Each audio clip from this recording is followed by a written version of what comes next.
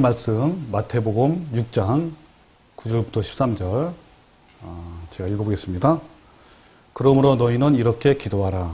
하늘에 계신 우리 아버지여, 이름이 거룩히 여김을 받으시오며 나라가 임하시오며 뜻이 하늘에서 이루어진 것 같이 땅에서도 이루어지이다.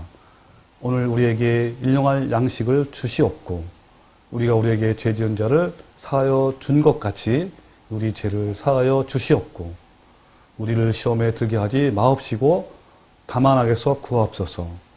나라와 권세와 영광이 아버지께 영원히 쌓옵나이다. 아멘. 자, 오늘 말씀 기도에 대한 말씀이죠.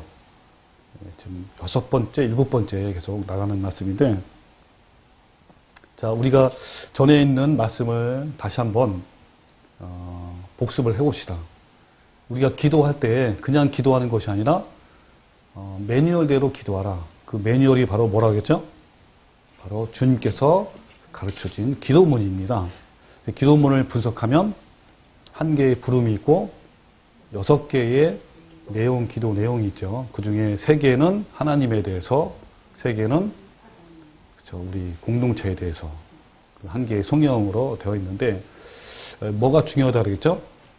제일 먼저 급하고 위급한 것이 바로 공동체, 나보다 바로 하나님에 대한 그 부분이 너무너무 중요하다. 그래서 우리는 제일 먼저 기도할 때 3가지를 먼저 해야 돼요. 하나님의 이름과 그 하나님의 나라와 하나님의 뜻이 이루어지는, 이 땅에 이루어지는 그걸 먼저 이제 기도하고, 그 다음에 우리 이 공동체에 대해서 3가지를 기도를 해야 됩니다. 이 기도의 순서가 너무 중요해요. 그리고 이 주기도문에는 나에 대한 기도는 없습니다. 그죠? 그래서 그런 부분을 우리가 많이 배웠는데요. 그리고 첫 번째 가장 중요한 거는, 일단 기도하기 전에 가장 중요한 것은 우리의 기도의 대상이신 그 하나님 아버지에 대한 것을 깊게 알면 알수록 우리의 그 기도는 올바르게 되고, 또 정말 진정한 기도를 드릴 수 있는 그러한 기도를 할 수 있습니다. 그래서 우리의 기도의 대상이신 바로 하늘에 계신 우리 아버지요 라는 이 말씀 속에 얼마나 그 은혜스럽고 얼마나 놀라운 말씀이 있는지 우리는 지난 시간에 계속 우리가 알아봤는데, 그래서 우리가 알아봤던 것이 이거 두 가지예요. 그죠? 하나는 하늘에 계신 하나님에 대해서, 또 하나는 우리 아버지가 되신 하나님. 그럼 이제 하늘에 계신 그 아버지 하나님은 초월성을 의미하죠. 그리고 우리의 저 높은 곳에서 우리의 모든 것을 다 아시는 바로 그런 그 하나님의 뜻이고, 그 다음에 아버지가 되신 하나님은 우리가 지난 시간에 어디까지 했냐면 바로 이제 우주 가운데 계시며 모든 것을 초월하신 그 하나님이 우리의 모든 사정을 다 아시며 그 하나님이 이제 내게로 오셔서 나의 아버지가 되셨다는 거. 또 그리고 그 하나님이 아버지가 되심으로 말미암아 우리는 예수님과 함께 상속자가 되었다라고 우리가 지난 시간까지 우리가 알아봤습니다. 자, 그러면 오늘은요, 우리가 하나님을 아버지라 부르려면 거기에 대한 마땅한 자격이 있어야 돼요. 아무나 아버지 하면 안 되잖아요. 그래서 첫 번째로 우리가 하나님을 아버지라고, 이 아버지라는 이름은 너무 귀한 거잖아. 그죠? 예수님의 십자가로 말미암아 이뤄낸 그 아버지예요. 그래서 예수님께서 그 먼저 하나님을 아버지라 부르면서 그 하나님과 나 사이에 있던 모든 그 막힌 담을 허무시고, 십자가를 허무시고, 그러면서 예수님께서 너희들한테 내 아버지가 너희 아버지다라고 소개하면서 너는 이제 아버지라고 불러라. 이렇게 이뤄놓으신 그 예수님이 이뤄놓으신 그 정말 귀한 이 아버지라는 것은 아무나 부르는 것이 아니고 분명히 어떠한 알아야 할 것이, 첫 번째는 뭐냐면 그 부르는 아버지에 대해서 우리가 진정을 알아야 돼요. 그분이 어떤 분이신지 이거를 모르는 채 아버지라고 부를 수는 없습니다. 여러분은 과연 하나님을 아버지, 아빠로 알고 있습니까? 사실 지난번 잠깐 얘기했지만 그 육신의 아버지를 생각하면 돼, 안 돼요? 안 돼요. 우리 육신의 아버지는 사실 인간적인 부분이 많이 포함됐고 잘 부족하잖아요, 또. 그래서 그런 육신의 아버지가 아니고 진짜 아버지죠. 진짜 아버지는 우리 사람들한테, 우리 인간들한테, 우리 자녀들에게 사랑하고 모든 걸 주시길 원하시는 그 자비로우신 하나님을 우리가 생각을 해야 됩니다. 자, 그래서 어쨌든 우리가 하나님을 내 아버지라고 부르려면 그 아버지가 어떤 성품을 가지고 있는지, 그분이 나에게 원하시는 것이 무엇인지, 또 그분인 내가 뭘 하기를 원하시는지, 또 그분이 싫어하시는 것이 무엇이고 그분이 기뻐하시는 것이 무엇인지를 정확하게 알아야만 되는 겁니다. 아버지를 모르고 아버지라고 부르는 것은 거의 의미가 없어요. 여러분은 과연 하나님을 아버지라 부를 자격이 있습니까? 그러려면 어떻게 해야 돼요? 그 아버지가 어떤 분인지 알아야 됩니다. 근데 많은 교인들은요, 기도할 때 하나님을 아버지라 부르지만 아버지를 몰라요. 자세하게. 그분이 얼마나 나를 사랑하시며 나에게 어떤 것을 원하시고 그분의 성품은 어떤지, 또 그분이 원하시는 것은 무엇인지, 또 뭘 싫어하시는지 전혀 그런 걸 모르는 채 나 혼자 그냥 아버지를 이런 아버지라 생각하고 막 이렇게 기도를 합니다. 또 내 문제를 위해서 이렇게 기도를 많이 하죠. 특히 요즘은요, 또 신사도 운동에서 성령 운동을 한다는 데서 하나님의 뜻을 알기 위해서 그 음성을 듣는다. 하나님의 음성을 듣고 환상을 본다고 합니다. 근데 이들은 제대로 하나님의 음성과 환상을 볼 수 있을까요? 대부분요, 자기의 감정대로 하나님의 뜻을 왜곡해요. 그러니까 자기의 욕심에 맞는 하나님을 막 찾다 보니까 그런 음성을 듣는 거예요. 저도 이제 하나님의 음성을 듣는다고 많이 이제 했어요.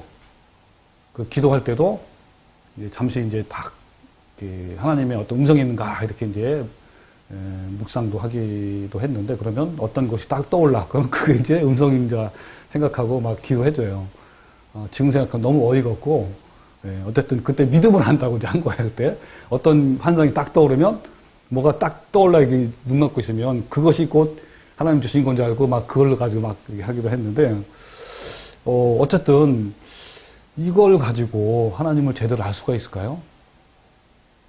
아버지의 뜻, 그 아버지의 원함, 또 아버지의 성품, 이런 것과는 전혀 관계없는 내가 원하는 것, 또 내가 필요성만 구하다가 기도를 마칩니다. 그러니까 자기의 필요를 채워주는 아버지로 잘못 알고 있는 거예요. 사실 아버지를 잘 모르면 이거를 성경에서 다른 말로 표현하면 뭐냐면 탕자라고 아마 들어봤을 거죠. 여러분 누가복음에 나오는 그 탕자의 비유가 있어요. 거기 탕자의 비유가 있는데 그 첫째 아들이 있고 둘째 아들이 있는데, 여러분 제가 질문을 한번 해볼게요. 누가 진짜 탕자일까요?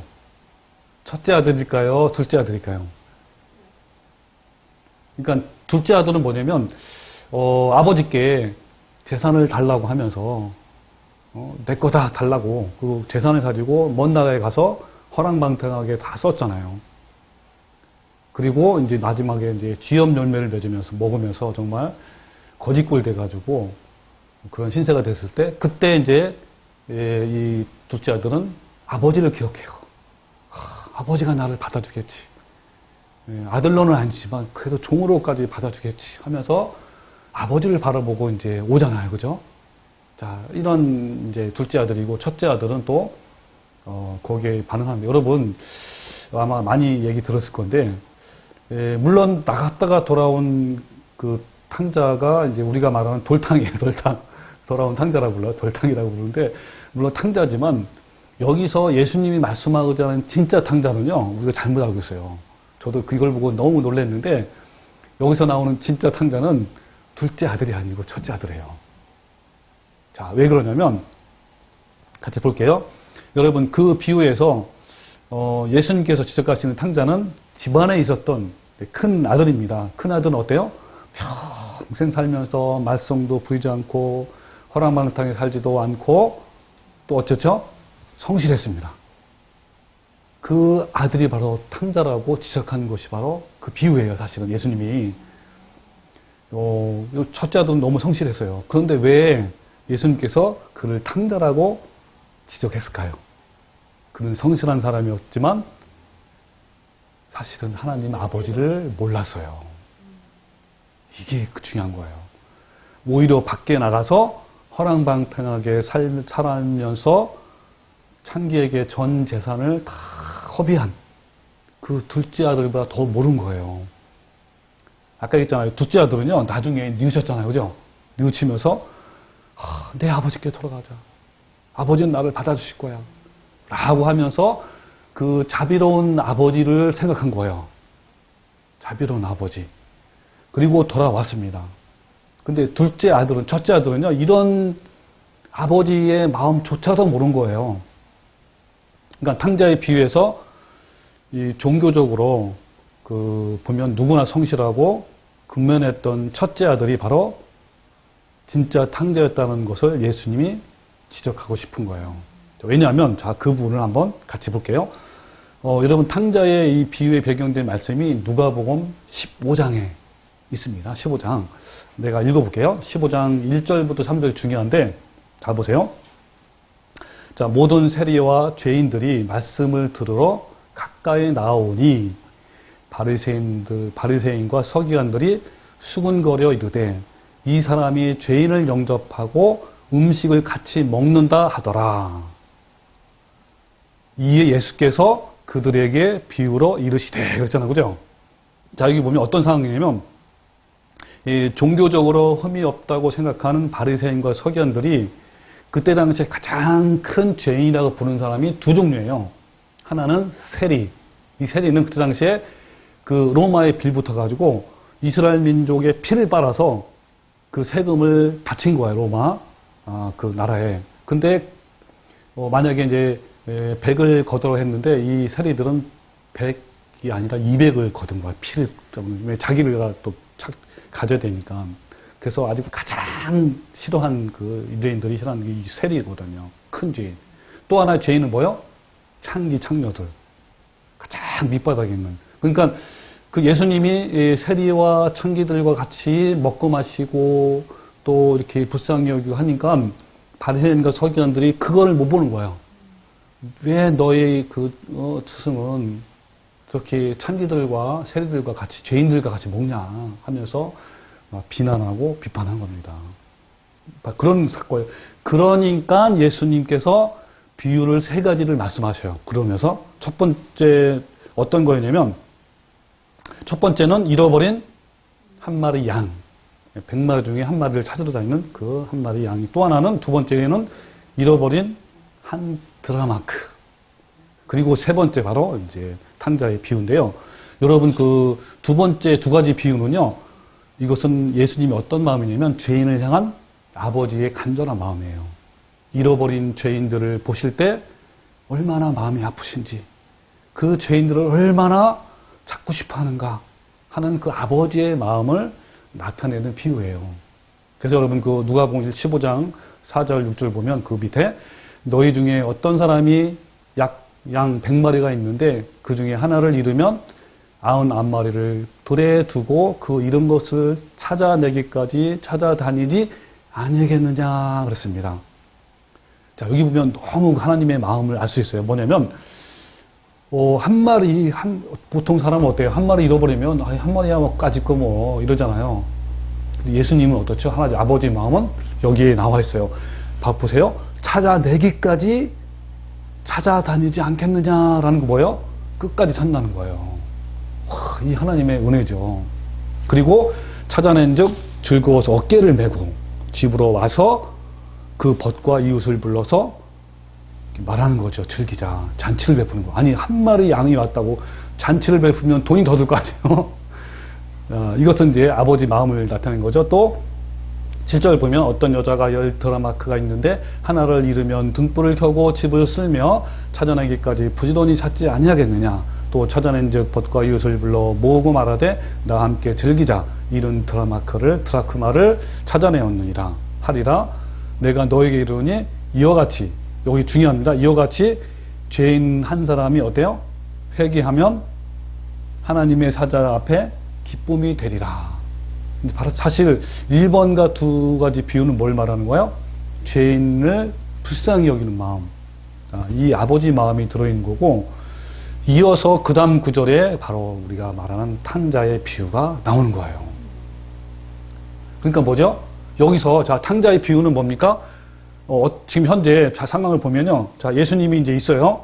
여기 한 무리는 세리와 창기들이 죄인들이 있고, 또 한 무리는 바리새인과 서기관들이 있는 데서 이 비유를 말한 거 세 가지. 그 첫 번째, 두 번째는 그 죄인을 향한 하나님 마음이잖아요. 그죠? 예수님 아버지 마음이고, 그러면 세 번째는 첫째 아들과 둘째 아들을 비유로 말하는 건데요. 첫째 아들은 정말 성실했잖아요. 그렇지만 아버지 마음을 몰란 거고, 이 둘째 아들은 허랑방탕한, 바로 누굴 말하는 거죠, 여기서? 여기 말하는 창기나 세리들 말하는 거고, 그리고 정말 성실했지만 아버지 마음을 모르는 누굴 말하는 거예요? 서기관과 바리새인들 말하는 거예요. 그래서 여러분, 즉 여기서 말하는 진짜 탕자는요, 바리새인들과 서기관들이에요. 그들을 지적하기 위해서 나온 비유가 바로 돌아온 탕자, 이 탕자 이야기인데, 우리는 그거 잘못 알고 있는 거예요. 물론 그렇게 해석도 할 수 있지만, 은혜의 의미스럽게 진짜 말씀은 뭐예요? 진짜 탕자는 바로 너네들이다. 바리새인, 서기관 너네들이다. 이거예요. 그래서 서기관과 바리새인들은 예수님에 대한 적대감을 가지고 있잖아요. 그들은 예수님을 고소하기 위해서 고속거리를 찾아내기 위해서 막 예수님이 가는 곳마다 따라다니는 거예요. 그리고 말씀을 막 기울여. 은혜 받기 위해서 기울인 게 아니라 뭐요? 고속거리를 찾기 위해서. 이런 거란 말이에요. 근데 이들은요, 그때 당시에 잘 알고 있지만, 이 바리새인과 서기관들은 그때 당시에 가장 사람들에게 존경과 인기를 누렸던 종교 지도자들이었어요. 여러분 잘 알고 있죠? 회당에서 절대적 영향력을 행사했고, 이들은 매주 한 번씩 지역 모임을 통해서 사람들에게 토라를 가르쳤어요. 이 서기관들은 또 율법을 전문적으로 필사를 했던 그런 사람들이고, 이들 가운데는 구약 전체를 암송하는 사람이 많았습니다. 그들이 성경 해석은 그 시대의 사람들의 성경 해석의 기준이 되기도 하고요. 또 바리새인들은 얼마나 엄격하게 율법을 지켰던지요. 일주일에 2번씩 금식하고 공개적으로 막 구제도 하고요. 정확하게 11조를 드린다는 명목하에 이 과일도 뿐만 아니라 작은 조그만 이 알도요. 다 세우는 거예요. 이렇게 이걸 자랑스럽게 여겼던 이런 그 바리새파 사람들인 거예요. 그렇게 종교에 열심히 있었던 그들이 참 아이러니하게도 어때요? 그들이 섬기는 하나님을 아는 거 모르는 거예요? 하나님을 모르는 거예요. 진짜 하나님을 모르는 거예요. 하나님 마음을 모르는 거예요. 너무 이게 이율 배반이 아닙니까? 진짜 하나님을 위해서 그렇게 열심히 하고 정말 열심히 했는데 정작 그들은 하나님을 모르는 거예요. 근데 둘째 아들은 어떻죠? 근데 어쨌든 한번 봅시다. 첫째 아들이 어떻게 했는지. 그러니까 둘째 아들이 그 호랑방탕에서 거지대가 돼서 돌아온 그 둘째 아들을 돌아왔잖아요. 그때 아버지와 아들의 차이는 어떤지 한번 볼게요. 자, 25절 보면, 맏아들은 밭에 있다가 돌아와 집에 가까이 왔을 때에 풍악과 춤추는 소리를 듣고 한 종을 불러 이 무슨 말인가 들은데, 대답하되 당신의 동생이 돌아왔음에 당신의 아버지가 건강한 그를 맞아 드리게 되므로 인하여 살찐 송아지를 잡았나이다. 자, 여기 이제 맏아들이 들어왔죠, 그죠? 오후 늦게 저녁에 들어온 겁니다. 막 풍악 소리가 나고 춤춘 소리가 도니까 종한테 물어본 거예요. 이게 무슨 소리냐? 그러니까 동생이 돌아왔다 하면서 아버지가 맞아가지고 잔치를 베푸는 거다라고 했어요. 자, 그때 자, 이 첫째 아들이 한번 반응을 보세요. 그가 누구냐면 첫째 아들이에요. 맏아들. 노하여 들어가고자 하지 아니하거늘. 분노해서 일단 분노한 거예요. 그거에서 아니 세상에 같은 형제 아니에요. 진짜 얼마나 반갑고 내 아들 하면서 내 동생 하면서 부둥켜 안았을 텐데 분노한 거, 분노. 그러면서 안 들어가서, 그랬더니 이제 아버지가 이제 나온 거예요. 아버지 나와서 들어가자 그런 거예요. 그러니까 아버지가 나와서 권한대. 그게 뭐냐, 우리 같이 들어가자 그런 거야. 그랬더니 뭐라냐면, 이 맏아들이 아버지께 대답하여 이르되, 내가 여러 해 아버지를 섬겨 명을 어김이 없었거늘 내게는 염소 새끼라도 주어 나와 내 버터로 즐기게 하신 일이 없더니 아버지의 살림을 창녀들과 함께 삼켜버린 이 아들, 둘째 아들이죠, 동생이잖아요, 돌아오매 이를 위하여 살찐 송아지를 잡으셨나이다 그런 거예요. 어때요? 아버지 마음을 알아 몰라요? 모르는 거예요. 이게 바로 여러분 탁 떠오르잖아. 이게 누굴 말하는 거죠? 이 둘째 아들이, 첫째 아들을 바리새인 서기관들 말하는 거예요. 바리새인과 서기관들이요, 죄인들이 돌아오자, 아까 창기들, 창녀들, 세리들이 돌아오자 그들을 비판한 것처럼 첫째 아들이 둘째 아들 탕자가 돌아오는데 이것을 그냥 못 참고 분노하고 비판하는 거예요. 아니 나는 염소 새끼를 줘서 먹게 한 적이 있습니까? 하면서. 여러분 그런데요, 이 모든 재산을 창녀와 함께 삼켜버린 둘째 아들을, 이 첫째 아들은 아버지께 뭐라 그러는지 알아요? 둘째 아들을 어떻게 불렀냐면 당신의 아들이라고 해요. 원문에는 당신의 아들. 얼마나 이게 못된 말이에요. 당신의 아들이 돌아왔다. 그런데 살찐 송아지를 잡다니 이렇게 한 거예요. 여러분 이 상황은요, 그 세리와 죄인들이 예수님께 나오자 질투심을 느꼈던 바리새인들과 서기관들의 마음이었던 것입니다. 이들은 하나님이 어떤 마음을 가지고 계시고 아버지의 마음이 어떤지, 아버지의 뜻이 뭔지 전혀 모르는 거예요. 그냥 종교에만 열심히 한 거예요. 여러분 오늘날 교회 안에도요, 이런 종교 행위만 열심히 하는 사람이 있을까 없을까요? 많아요. 특히 열심히 기도하지만 아버지가 누구인지, 무엇을 원하는지, 그분이 무엇을 기뻐하고 싫어하는지 알미 없어요. 그저 그냥 혼자 오래 기도하고 또 기도하고, 어떤 그 부모님은요, 자기 아들을 위해서 새벽마다 기도한대요. 새벽마다. 이렇게 기도하는 거야. 그것이 바로 기도의 탕자예요. 아버지를 모르는 것이 바로 진짜 탕자입니다. 아버지를 전혀 모르는 채 열심히 일만 하는 그런 탕자가 오늘날 교회에 너무너무 많아요. 자, 둘째 아들인 동생이 돌아왔습니다. 그때 아버지는 어떻죠? 그를 맞으러 뛰어갔어요. 이것은 바로 뭘 말하냐면 죄인과 세리를 맞이하는 아버지의 모습이에요. 예수님의 모습이잖아요. 예수님께서 죄인과 세리들이 왔을 때 얼마나 기뻤을까요? 그죠? 이 모습이에요. 둘째 아들이 들어오자 아버지는 얼마나 기뻤는지 저 멀리서 둘째 아들이 오는 것을 기쁘고 막 맨발로 막 뛰어간 거예요. 냄새가 나자, 냄새가요. 돼지우리가에서 얼마나 냄새 나지만 그게 어디 대수입니까? 그 아들을 끼어안고 부둥켜 안고, 그 아들에게 최고의 예복을 입히고 신발을 신기고 손에 반지를 끼우고 막 손을 잡고 동네 다니면서 내 아들이 돌아왔습니다 막 하면서, 그리고 잔치를 베푼 거예요. 자, 여기 아까 상황을 보면 세리와 창기들이 있잖아요. 그죠? 여기는 바리새인과 서기관들이 있잖아요. 그때 이 말을 할 때, 그때 이 세리들과 창기들은 어떨까요? 마음이. 아마 예상컨대 감동이셨을 것 같아요. 어떤, 자기를 말하는 거죠. 자기를. 어떤 이 죄인들은 아마 울었을 거예요. 저것이 바로 아버지 마음이구나. 예수님이 이것이 바로 너희들을 불쌍히 여기는 내 심정이야 라고 말씀한 거잖아요. 너희들이 무슨 죄를 지어도 아무리 더러워도 돌아오기만 하면 내가 너희를 기쁘게 반갑게 맞을 것이다. 너희들 집에 떠나 있을 때, 죄에 거하고 있을 때 내 얼마나 마음이 아팠는지, 얼마나 돌아오길 기다렸는지 너희는 아느냐 하면서 하실 말씀 아니에요. 얼마나 감동적입니까? 그런데 이 이야기를 듣고 있는 바리새인과 서기관들은 어땠어요? 분노하고 비아냥거리고 이런 거예요. 이것이 바로 첫째 아들의 모습입니다. 여러분, 첫째 아들은 밭에 있다가 오후에 늦게 들어왔잖아요. 그 맏아들은 매우 성실했습니다.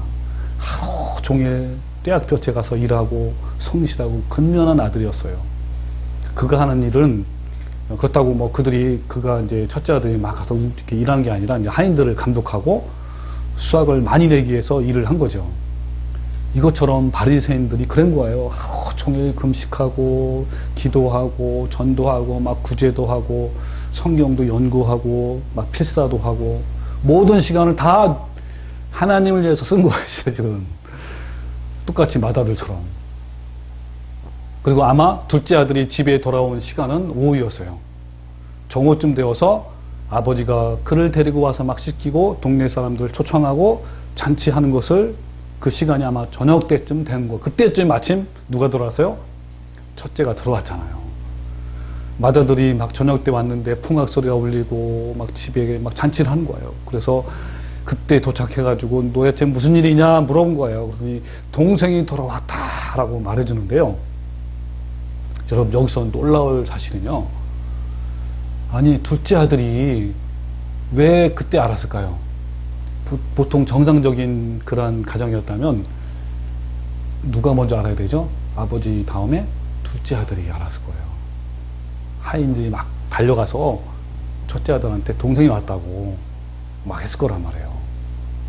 사실 유대인들의 문화는 어떤 문화냐면 모든 그 집안의 대소사의 일은 다 첫째 아들이에요. 당연히 이 잔치 주제도 누가 해야 돼요? 첫째 아들이 해야 되는 거예요. 근데 동생이 들어왔다면 마땅히 이 종들도 당연히 맏아들한테 달려가가지고 이렇게 해서 해야 할 텐데 그렇게 안 한 거예요. 왜 그랬을까요? 왜 아버지는 그에게 전가를 하지 않았고 종들조차도 달려가서 맏아들에게 알지 않았을까요? 아버지의 마음을 안 거죠. 종들도. 아버지는 그렇게 안 한 거예요. 사실 아버지와 첫째 아들의 관계는 좋았을까 안 좋았을까요? 안 좋았어요. 아버지와 맏아들 관계가 서로 불편한 관계였고 그걸 종들도 알았어요.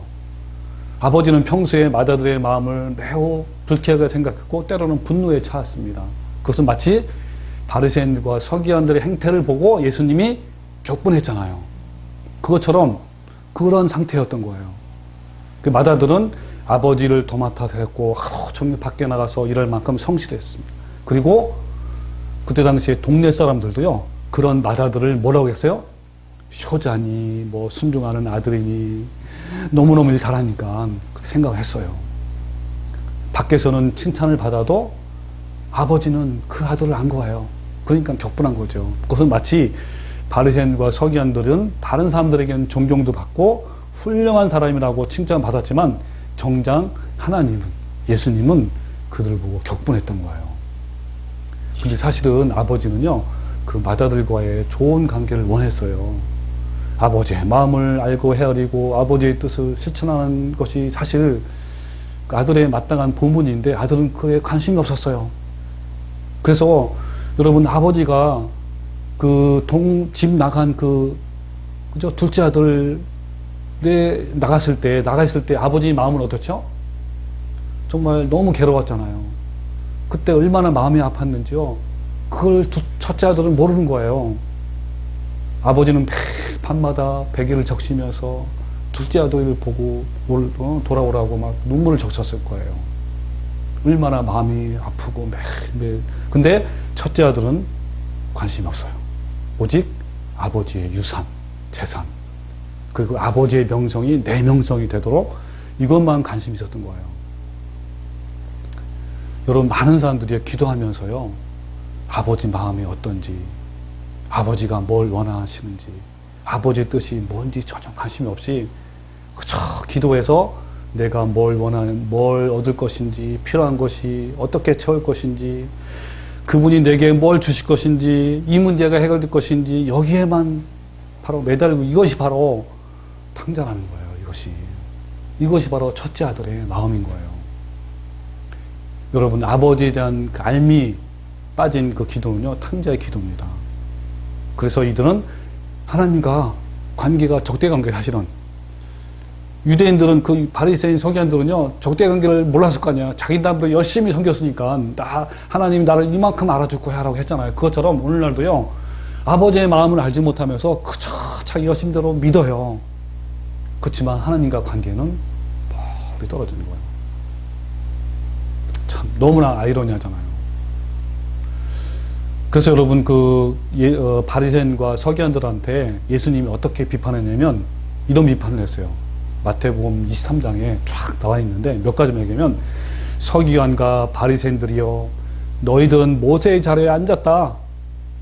시장에서 문안 받는 것과 사람에게 라피라 칭함 받는 것을 너무 좋아한다. 너네들은 화시저 서기관과 바리새인들이여 너희가 박하와 회당과 근처의 11조를 들이대 율법에 더 중한 바 정의와 긍휼과 믿음을 버렸다.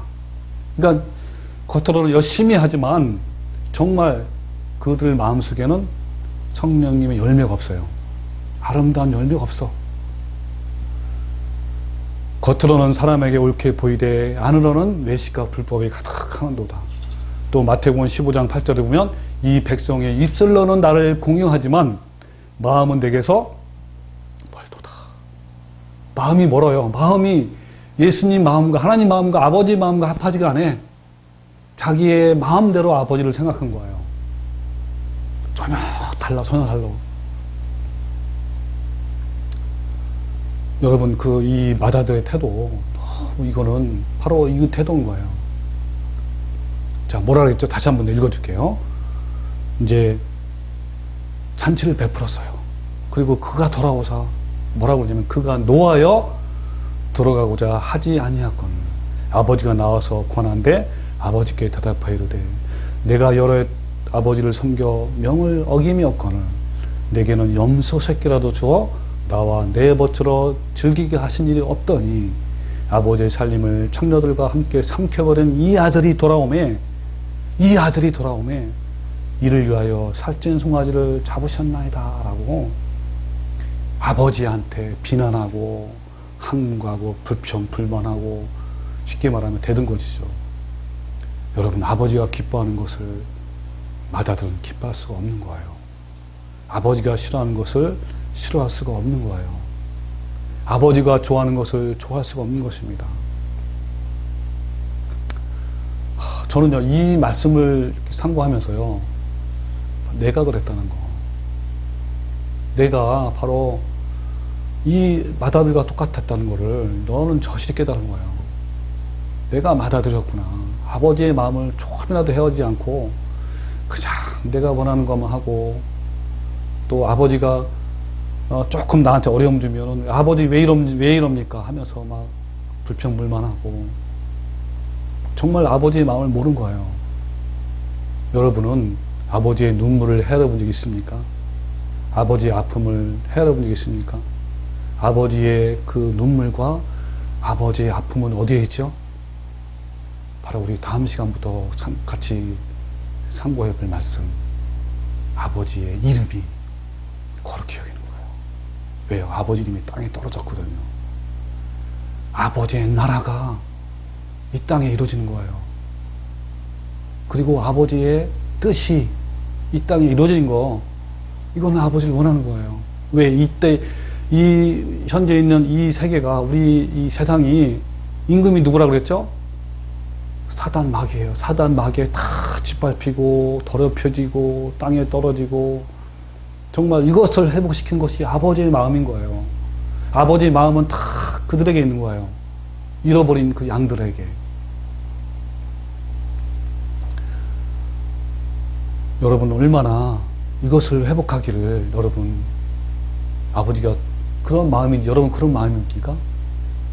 이런 마음이 제게 없었어요. 전혀 없었고요. 그저 아버지께 내 아픔을 헤아려 달라고, 그저 내 필요만 헤아려 달라고, 그저 내가 힘들고 어려운 것만 헤아려 달라고 막 때를 쓰고요. 이랬어요. 정작 아버지의 아픔과 아버지의 고민과 한숨과 눈물을 이해하지 못한 내가 바로 첫째 아들, 맏아들 탕자였습니다. 그래서 여러분, 우리가 아버지를 부르기 위해서는요, 그분이 어떠한 분이신지 우리는 알아야 돼요. 여러분은 과연 아버지를 압니까? 우리 현대 이 기독교인들은요, 교인들은 아버지를 위한 신앙이 아니라 자기를 위한 신앙을 해요. 내 목적과 내 이기심과 내 주관과 내 입장, 내 필요성을 채우기 위해서 아버지를 끌어들인 거고 이용한 거예요. 여러분은 그 아버지를 정말 헤아려 본 적 있습니까? 여러분은 하나님 아버지라고 하면서 내 눈물을 알아달라고 발버둥 치고 기도하고 내 외로움과 한숨을 알아달라고 기도하고 내 필요성을 채워달라고 나의 문제를 해결해달라고 기도하지만 정작 아버지의 마음을 알아보기 위해서 아버지의 슬픔과 아픔과 소원과 갈망이 어떤 건지 기도해 본 적 있습니까? 여러분, 이것이 없다면요, 우리 탕자 아닌 거예요. 제가 탕자였습니다. 그래서 저를 가만히 이렇게 묵상을 하면 나는 첫째 아들도 되면서 둘째 아들 다 가지고 있었더라고요. 정말 이 종교적인 열심이 있었고 남을 막 판단하고 조금 뭐라 그러면 저는 저러냐고 하면서 막 이 바리새인 서기관처럼 얼마나 교만했는지요.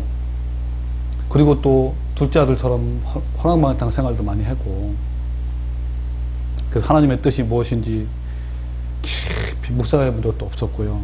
하나님의 영광을 위해서 살아보려고 발버둥 친 적도 없고 하나님의 영광과 뜻이 무엇인지 기뻐하면서 그것이 내 삶의 즐거움과 목적이 되어 본 적이 많이 없었습니다. 여러분, 교회라는 울타리 속에서 각종 예배와 찬양과 기도와 말씀을 듣는 행위는요, 아버지를 위한 것이 아니고 내 만족과 나를 위해서 한 거예요. 수많은 예배. 우리나라가요, 전 세계에서 예배가 제일 많대요. 주일 오전 예배, 오후 예배, 3일 예배, 금요 기도 예배, 매일같이 열리는 새벽 기도 예배, 무슨 예배. 다른 나라에 비하면 뭐 2배, 3배, 4배 하는 거예요. 그러면 우리나라에 그렇게 예배가 많으면 우리나라가 어때요? 정말 하나님을 닮은 정말 거룩함을 이뤄가는 그런 삶을 살아야 돼요. 변화된 삶을. 오히려 그러면서 가장 타락한 나라가 한국이래요. 교회에서 가장 타락한 나라가. 이게 바로 오늘날의 그 첫째 아들의 마음이 얼마나 많은지 이걸 증명해 주는 거예요, 사실은요. 이것을 갖다 뭐라고 그러냐면요, 자아종교. 그러니까 내 종교, 자아교. 그러니까 하나님을 위한 것이 아니라 나를 위한 종교, 나를 위한 섬김, 나를 위한 기도. 이게 바로 이제 그런 거예요. 여러분, 이러면요, 과연 아버지라고 부를 수 있는 자격이 있습니까? 기도는 뭐부터 시작하는 거라고요? 아버지를 아는 것부터 시작하는 거예요. 자, 좀 더 나갑시다. 자, 좀 힘들지만, 예. 두 번째는 아버지를 부른다는 것은요, 거룩한 사람이 되어야 된다는 선언. 거룩한 삶을 살겠다고 선언하고, 결단하고, 결심하고, 그 길을 가는 사람이 바로 아버지라 부를 수 있는 자격이 있는 거예요. 네? 하나님은 뭐, 한 번 구원은 영원하다라는 그러한 그 신앙, 교리를 갖고 있는 사람들은요, 이것이 없어요. 그래서 이런 사람들은요, 정말 피 흘리면서 죄와 싸우고 좁은 길을 걸어가면서 내 자아를 죽이면서 오직 하나님의 그 거룩함을 이루어가는 삶이 없어요. 이런 사람은요, 아버지가 부를 자격이 있어 없어요? 없습니다. 그리고 세 번째는요, 우리가 아버지라고 부른다는 것은 아버지를 전적으로 의존하겠다라고 하고 고백하고 또 마찬가지로 선언하고 다짐하고 결단하는 거예요. 그분의 명령과 뜻이 이제 오늘부터 순종하겠습니다 라고 하는 고백을 있어야 됩니다. 그런 사람이 아버지라고 부를 수 있는 거예요. 더 이상 이 세상의 것이나 사람들에 의존하지 않고 내 마음을 전적으로 아버지께 의존하겠다는 이 선언, 그리고 그 선언대로 살아갈 때 그를 바로 자녀라고 하고 또 그것을 아버지라고 부를 수 있는 그런 겁니다. 사실 아버지와 자녀의 관계는 한번 맺어지면 그것으로 끝나는 것이 아니라 아버지와 자녀가 되어져 가는 과정이 있을 거예요. 아직 완전한 자녀가 된 것은 아닙니다. 우리가 아빠 아버지라고 기도할 때마다 부르지만 실제로 아버지를 의존하지 않고 여전히 세상을 사랑하고 여전히 세상과 짝한다면요, 아버지라 부를 수 없는 겁니다. 실제로 아버지께 의존하지 않으면서 자녀로 된 삶을 살지 않으면서 뻔뻔스럽게 기도할 때마다 아버지라고 부르는 것은요, 이거는 아닌 거예요. 자기대로 살면서 뜻을 굽히지 않고 생각도 바꾸지 않고 복종할 마음도 없이 또 거룩한 삶을 살지 않으면서 그저 아버지라고 부르는 것은요, 이것은 합당하지 않습니다. 하나님은 그 동기를 다 아실까 모르실까요? 아셔요. 우리가 기도할 때 아빠라고 부르기 전에 먼저 내가 과연 나 아버지 뜻대로 잘 살고 있는지 점검을 해야 합니다. 그래서 아빠라고 부르는 거. 그래서 아무렇게나 아빠 하면요, 이제 예를 들면 전에도 이제 우리 아내가 이제 다른 애를 키운 적도 있었어요. 그 애가 이제 나한테 아빠라고 부르면 약간 겁스럽기도 하고 막 이런데, 좀 그래도 괜찮아요. 같이 사니까 좀 그래도. 근데 전혀 모르는 그 애들이 나한테 아빠라고 하면 얼마나 당황스러울까. 넌 나에 대해서 알지도 못하는데 아빠라고 부르니까. 바로 이것처럼 많은 사람들이 전혀 아버지 마음도 모르고 아버지 뜻을 살지 않고 세상과 짝하면서 맨날 아버지라고 불러. 그러면 하나님의 입장에서 얼마나 당황스러울까. 예, 저는 이제 그런 생각을 해요. 야, 참 바로 여러분 정말 하나님 말씀대로 살면서 그 자녀된 삶을 살면서 아빠라 할 때 이게 진짜 아빠라는 거예요. 여러분, 이처럼요, 우리가 아버지라고 부르는 것은 아버지에 대한 알미 전제되었고요, 아버지를 전적으로 의존하는 삶을 살겠다는 선언과 다짐과 결심과 결단이 있어야 되고, 그대로 살아가는 그 사람이 바로 아버지라고 부를 수 있는 거예요. 만약에 우리가 하나님을 의존해서 살고 있다면 우리에게 주어진 것이 하나 있는 거예요. 바로 뭐냐면, 이런 삶을 사는 사람들은요, 자유가 있어요. 자유. 하나님을 의존하는 사람에게는요, 진짜 진정한 자유가 있는 거예요. 어떻게 자유가 있는지 아세요? 물질에서 자유가 있어요. 물질에 욕망이 있잖아, 우리는요. 끝없이 자유가 있고요. 그리고 죽음으로부터도 자유가 있잖아. 진정한 자유. 이것은 하나님께서 의존하는 사람에게 주어지는 선물이에요. 얼마나 큰 선물인지요. 여러분, 돈이 아무리 많아도요, 자유가 없으면 어떤지요? 돈을 누릴 수가 없어요. 자유가 없는 사람은 궁궐에 살아도 진짜 자유가 없는 거예요. 아무리 좋은 것을 가질지라도 자유가 없는 사람은 그냥 노예된 삶을 사는 겁니다. 자유는 모든 것을 행복하게 만드는 최고의 정점이에요. 근데 그 자유는 어디서부터 온다고요? 세상에서 오는 것이 아니고 바로 뭡니까? 하나님의 아버지 된 삶을 살아갈 때, 아버지라 부를 수 있는 자격이 있을 때, 그때 자유가 있는 거예요. 그럼 우리가 세상에 매여 있지 않고 자유를 맛보고 있는 그런 삶을 사는 사람을 바로 아빠라 부를 수 있는 자격이 있는 거예요. 이 진정한 자유입니다. 한 번 그 예를 들어볼게요. 성경에 있는 말씀. 성경에 이제 이런 말씀이, 출애굽기 말씀이 있는데요. 어떤 사람이 이제 어쩔 수 없이 이제 어떤 사람한테 노예된 삶을 살아가는 경우가 있어요. 이스라엘 민족. 재산도 없고 아무것도 없으니까. 그리고 이제 6년째 되고 7년째에 그를 자유롭게 놓아줘야 돼요. 놓아줄 뿐만 아니라 재산도 줘야 되고 좀. 이것이 이제 하나님의 법이에요. 근데 그때 노임을 당할 때 그 사람이 다시 그 주인한테 내가 종이 되겠습니다. 라는 일이 발생했을 때 하는 행위가 있어요. 어떻게 하는지 아세요? 그렇죠. 예. 그때 어떻게 하냐면, 재판장한테 데리고 가요. 같이 종과 주인을. 그리고 뭐라고 주문하냐면, 너는 이 주인을 떠나지 않고 영원히 이 주인을 종으로 삼겠느냐라고 이제 물어요. 그러면, 네, 그렇습니다. 또 뭐라 주면, 너가 떠나지 않는 이유가 무엇이냐? 그러면 이 사람은 저는 주인을 사랑함으로 영원히 주인을 떠나지 않겠습니다. 라고 해요. 그럴 경우에는 집 주인의 문기둥에 귓불이 있죠. 대고 송거석 귀를 뚫고, 그리고 여기다가 귀걸이를 해요. 이게 바로 이제 귀걸이가 자발적인 노예라는 하나의 증거예요. 그때 귀를 뚫을 때 뭐가 나오죠? 피 나오잖아. 피가 문설주에 묻는 거예요. 그 예표. 근데 이 자발적인 노예 예표에 가장 1차적으로 누구를 말하냐면 예수님을 말하는 거예요. 예수님은 자발적으로 종이의 모양으로 이 땅에 오셔서 십자가에 못 박히셔서 피를 흘렸잖아요. 이게 바로 첫 번째 바로 예표인 거예요. 예수님이 자발적으로 노예된 삶을 살았잖아요. 그죠? 그 또한 예수님뿐만 아니라 우리도 예수님을 본받아 하나님의 자녀된 우리도 바로 자발적인 노예가 되는 거예요. 그래서 이제부터 하나님만 의존하겠습니다. 하나님의 노예로 살겠습니다. 라고 고백한 거예요. 왜요?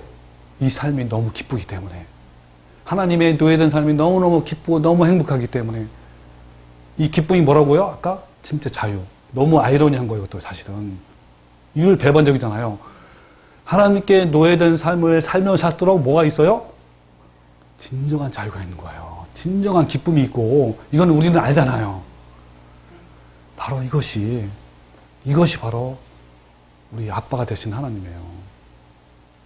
그래서 요한복음 8장 32절에 진리를 알더니 진리가 너희를 어떻게 해요?